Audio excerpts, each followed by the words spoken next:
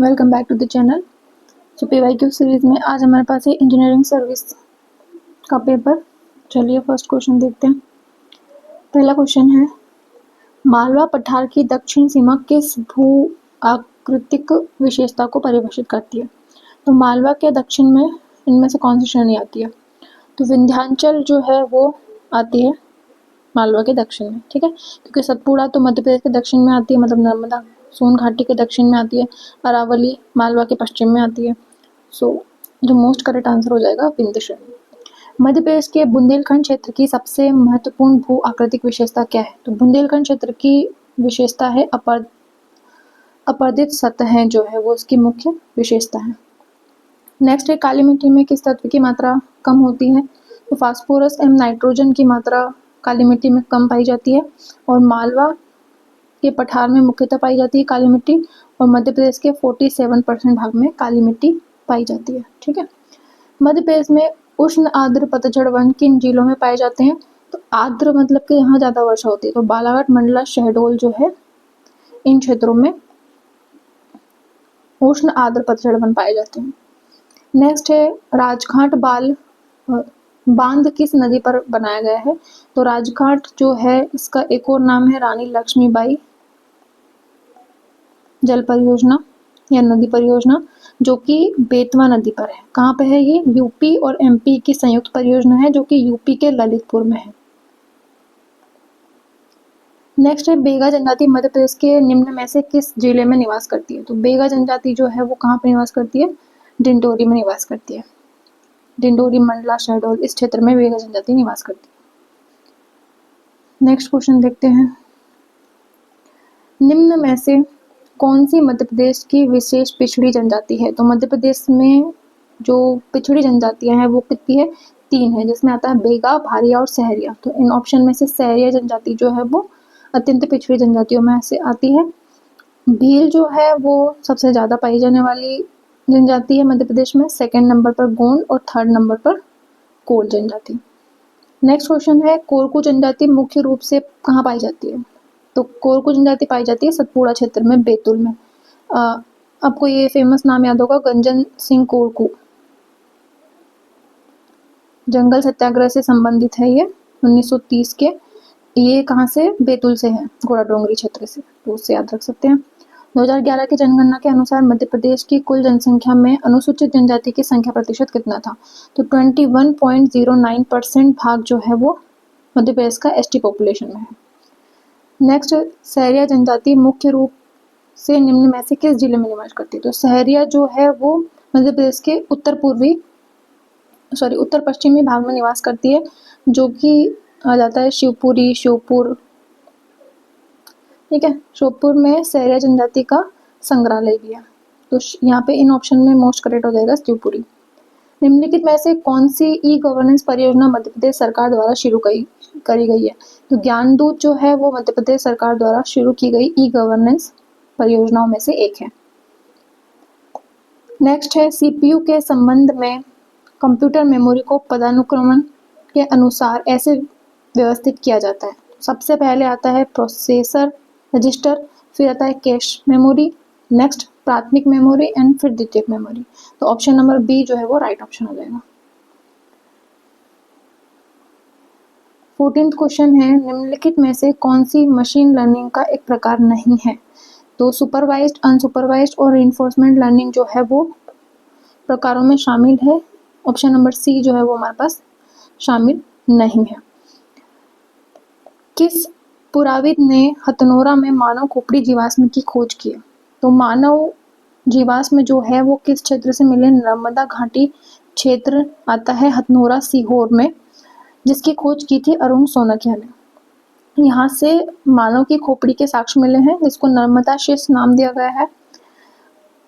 और ये जो मनोरंजन घोष है, इन्होंने 1920 में आदमगढ़, जहाँ से पशुपालन के साक्ष्य मिले हैं, नर्मदापुरम क्षेत्र में आता है, उसकी खोज की थी। और वी.एस. वाकणकर जो है इन्होंने भीमबेटका 1957, जिसको कि 2003 में यूनेस्को विश्व धरोहर में शामिल किया गया है, उसकी खोज की थी, ठीक है, तो इस क्वेश्चन के लिए सही आंसर हो जाएगा अरुण सोनकिया। नेक्स्ट है, नागवंश के संस्थापक वृषनाग ने किस स्थान पर अपने वंश की स्थापना की थी? तो नागवंश की जो स्थापना हुई थी वो हुई थी वृषनाग के द्वारा विदिशा में, और इसके बाद भीमनाग द्वारा राजधानी परिवर्तित की गई थी, जो कि भेलसा से पवाया लेके गया था। और ये जो ग्वालियर का नाम है पवाया, उसका वर्णन मिलता है मालती माधव, भवभूति की रचना है, उसमें नाम मिलता है ग्वालियर का पवाया। ठीक है, सो जो भी नागवंश के भीमनाग के बाद के जो भी शासक हुए हैं, जो ग्वालियर में जिन्होंने शासन किया है, वो सब क्या कहलाते हैं? भारशिव कहलाते हैं। नेक्स्ट क्वेश्चन देखते हैं, प्रसिद्ध कवि और नाटककार राजशेखर किस कलचुरी राजा का आश्रय प्राप्त किया था? तो पहले प्रतिहार वंश के शासकों में रहा करते थे राजशेखर, फिर इन्होंने युवराज प्रथम के दरबार में शरण ली थी, और युवराज प्रथम को इन्होंने क्या कहा था? उज्जैनी भुजंग, उज्जैनी भुजंग कहा था, और मालवा विजेता राजशेखर। और इनकी प्रमुख रचनाएं हैं जैसे कि काव्य मीमांसा, जो कि अधूरी है, एक विदुषाल भंजी का भी है इनकी रचना। ठीक है, नेक्स्ट देखते हैं, किस मुस्लिम सेनापति ने परमार शासक महलक देव को परास्त उज्जैन पर अधिकार कर लिया था? तो आइन उल मुलक द्वारा मलक देव को पराजित कर उज्जैन पे अधिकार कर लिया था। तो ऑप्शन नंबर बी जो है वो इसका राइट ऑप्शन हो जाएगा। नेक्स्ट है, निमाड़ के फारूकी वंश का संस्थापक, तो ये था मलिक राजा, जो कि निमाड़ के फारूकी वंश के संस्थापक थे। नेक्स्ट देखते हैं, 21 क्वेश्चन है, साहित्य में 2025 में नोबेल पुरस्कार किसके प्राप्त हुआ है? तो लाजस जलो क्रांसजनलोरी को प्राप्त हुआ है 2025 में नोबेल पुरस्कार। कौन बिना अतिरिक्त ऑक्सीजन के माउंट एवरेस्ट से सफलतापूर्वक स्की करते हुए नीचे उतरने वाला पहला व्यक्ति बना है? तो अंद्रजेज बर्गिएल जो है वो पहला व्यक्ति बना है। वैसे भी ये करंट अफेयर के क्वेश्चन है, इसको आप छोड़ सकते हो। ये देखिए इंपॉर्टेंट क्वेश्चन है, 2030 के कॉमनवेल्थ गेम्स भारत के किस शहर में आयोजित करने की घोषणा की गई है? तो यह भी घोषणा की गई है अहमदाबाद क्षेत्र में कॉमनवेल्थ गेम्स भारत के होने वाले हैं। सरक नरक न्याय 6 नामक उपन्यास के लेखक कौन है? तो 2025 में इनको पद्मश्री मिला है जगदीश चंद्र जोशीला को, जो कि खरगोन से हैं। तो इन्हीं की एक रचना है, उपन्यास है इनका, सरक नरक न्याय 6। ठीक है, इसके पहले वाले वीडियो में हम लोग 2026 में जिन लोगों को पद्मश्री मिला है उसके बारे में हम डिस्कस कर चुके हैं। ठीक है, तो वो आप देख लेना। भारत का पहला प्रधानमंत्री mega integrated textile region and apparel PM Mitra park Madhya Pradesh में किस जिले में स्थापित हुआ है? तो ये पीथमपुर धार में स्थापित हुआ है। मध्य प्रदेश, उत्तर प्रदेश और बिहार सम्मिलित अंतर्राज्यीय परियोजना कौन सी है? ये क्वेश्चन अभी 12 जुलाई को जो एपी का एग्जाम हुआ है उसमें भी पूछा गया है, घुमा फिरा के कैसे भी ये क्वेश्चन पूछ लिया जाता है। तो मध्य प्रदेश, बिहार और यूपी की संयुक्त परियोजना है, जिसका 2:1:1 में विभाजन है। और ये जो है बाणसागर परियोजना है, जो कि किस नदी पे है? सोन नदी पर है।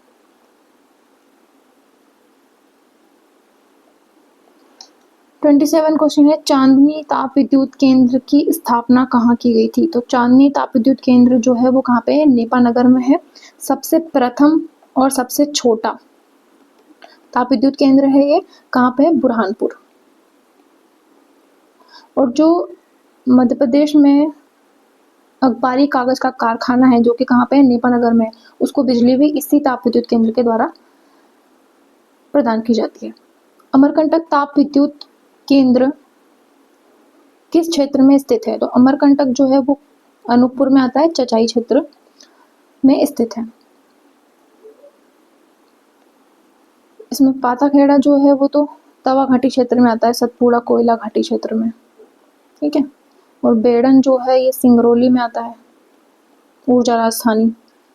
2011 की जनगणना के अनुसार मध्य प्रदेश में नगरीय जनसंख्या का प्रतिशत कितना है? तो 27.2% समथिंग नगरीय जनसंख्या का प्रतिशत रहा है 2011 की जनगणना के अनुसार, तो यहाँ पे ऑप्शन नंबर सी जो है वो मोस्ट करेक्ट हो जाएगा, 27 से 29%। निम्न में से मध्य प्रदेश का कौन सा जिला उत्तर प्रदेश और छत्तीसगढ़ दोनों के साथ अपनी सीमा साझा करता है?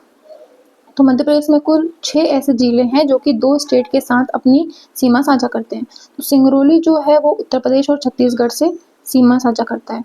ऐसे ही हमारे पास बालाघाट है, बालाघाट जो है वो छत्तीसगढ़ और महाराष्ट्र के साथ सीमा साझा करते हैं। इसी तरह अलीराजपुर है, वो हमारे पास महाराष्ट्र और गुजरात के साथ सीमा साझा करता है। झाबुआ है, झाबुआ गुजरात और राजस्थान के साथ सीमा साझा करता है। इसी तरह शिवपुरी है, शिवपुरी यूपी और राजस्थान से सीमा साझा करता है। मुरैना है, मुरैना जो है वो भी यूपी और राजस्थान के साथ सीमा साझा करता है। तो ये 6 जो है हमारे पास ऐसे जिले हैं जो कि 2 स्टेट के साथ सीमा साझा करते हैं। नेक्स्ट क्वेश्चन देखते हैं। मध्य प्रदेश में पंचायत उपबंध अनुसूचित क्षेत्रों पर विस्तार नियम 2022 जो कि पैसा एक्ट है कि किस नियम के अंतर्गत ग्राम सभा को कपट द्वारा अंतर्गत अनुसूचित जनजाति की भूमि वापसी का अधिकार है? तो इसमें नियम 20 में ये अधिकार की जानकारी मिलती है, तो नियम नंबर 20 इसका करेक्ट ऑप्शन हो जाएगा। राज्य स्तरीय कोल जनजाति विकास अधिकरण, जिसका नाम परिवर्तित कर कोल जनजाति विकास प्राधिकरण रख दिया गया है, इसका गठन किस वर्ष किया गया था? तो 2011 में इसका गठन किया गया था। कोल जनजाति का जो विकास अभिकरण है, ठीक है। और जो अत्यंत पिछड़ी जनजातियां हैं मध्य प्रदेश में, बेगा, भारिया और सहरिया, इनके जो अधिकरण हैं, ठीक है, वो टोटल कितने हैं? 8 + 6 + 1, ठीक है। तो 8 जो है वो सहरिया के अधिकरण है और 6 बेगा के और 1 भारिया के। और जो प्राधिकरण है वो हमारे पास कितने हैं? बेगा के 6 हैं, सहरिया के 4 हैं और भारिया के 1 है, ठीक है। भारिया का जो है, भारिया जनजाति कहाँ पाई जाती है? छिंदवाड़ा में। तो भारिया का जो अधिकरण और प्राधिकरण एक ही है, तो वो कहाँ मिल जाएगा? छिंदवाड़ा में मिल जाएगा। प्रधानमंत्री जनजातीय न्याय अभियान पीएम जनमन 2 के अंतर्गत वर्ष 2024-25 में मध्य प्रदेश के कितने जिलों को लाभान्वित किया गया है? तो जो हमारे पास जनमन योजना है, पीएम जनमन योजना, उसके तहत शिवपुरी में पहली कॉलोनी बनाई गई थी और ये टोटल 24 जिलों में लागू की गई है। नेक्स्ट क्वेश्चन देखते हैं। अनुसूचित जाति और अनुसूचित जनजाति अत्याचार निवारण अधिनियम 1989 की किस धारा में लोक सेवक को जो अनुसूचित जाति या अनुसूचित जनजाति का सदस्य नहीं है को कर्तव्य की उपेक्षा के लिए दंडित किया सकता है? तो इसका प्रावधान जो है वो धारा नंबर 4 के हिसाब से। जनजाति मंत्रणा सलाहकार परिषद में अध्यक्ष, उपाध्यक्ष एवं सदस्यों की कुल संख्या कितनी होगी? तो टोटल जो संख्या है वो मिला के 20 होगी। मध्य प्रदेश वन विकास निगम की स्थापना हुई थी 24 जुलाई 1975 को, और जो औद्योगिक विकास निगम है उसकी स्थापना की गई थी 1965 में। इसी तरह ऊर्जा विकास अधिनियम की स्थापना हुई थी 1982 में और खनिज विकास निगम की स्थापना की गई थी 1962 में। तो ये चारों याद रख लेना। मध्य प्रदेश में जैविक ऑर्गेनिक संसाधनों के बेहतर उपयोग के उद्देश्य से सन 2001 में किस विभाग का गठन किया गया था? तो मध्य प्रदेश जैव विविधता विभाग, जिसका मुख्यालय भोपाल में है, इसकी स्थापना की गई थी। तो ऑप्शन नंबर सी जो है वो राइट हो जाएगा। मध्य प्रदेश में वनों का विकास किस आधार पर किया जाता है? तो वनस्पति और भौगोलिक क्षेत्रों के हिसाब से वनों का विभाजन किया गया है। विपणन वर्ष 2024-25 में किस फसल का उपार्जन न्यूनतम समर्थन मूल्य पर प्राइस सपोर्ट स्कीम के अंतर्गत पहली बार किया गया है? तो जो सोयाबीन है उसका पहली बार किया गया है। नेक्स्ट क्वेश्चन है, मध्य प्रदेश का सकल राज्य घरेलू उत्पाद 24-25 में वर्तमान मूल्य पर कितना है? तो वर्तमान मतलब प्रचलित मूल्य पर, प्रचलित मूल्यों पर है 15,03,395 करोड़। और जो अभी नहीं 25-26 में जो नई नीति आई है या वित्तीय वर्ष का जो नया डेटा आया है उसके हिसाब से 16,69,950 करोड़ रुपए जो है वो राज्य घरेलू उत्पाद अनुमानित किया गया है। इसका मतलब कि जो 24-25 का डेटा है उसके हिसाब से 25-26 में 11.14% की वृद्धि हुई है। तो अभी एपी का एग्जाम हुआ है 12 जुलाई को, उसमें ये पूछा गया है कि 24-25 विगत वर्ष के सापेक्ष में कितने प्रतिशत की वृद्धि हुई है राज्य घरेलू उत्पाद में, तो 11.14% की वृद्धि हुई है। नेक्स्ट क्वेश्चन देखते हैं।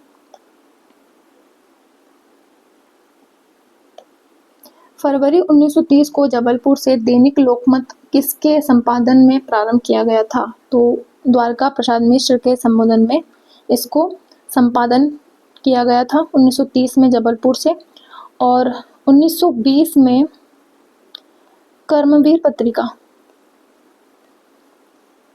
रतौना सत्याग्रह हुआ था जब सागर में, तब 1920 में कर्मवीर पत्रिका जो है वो प्रसारित की जा रही थी माखनलाल चतुर्वेदी के द्वारा।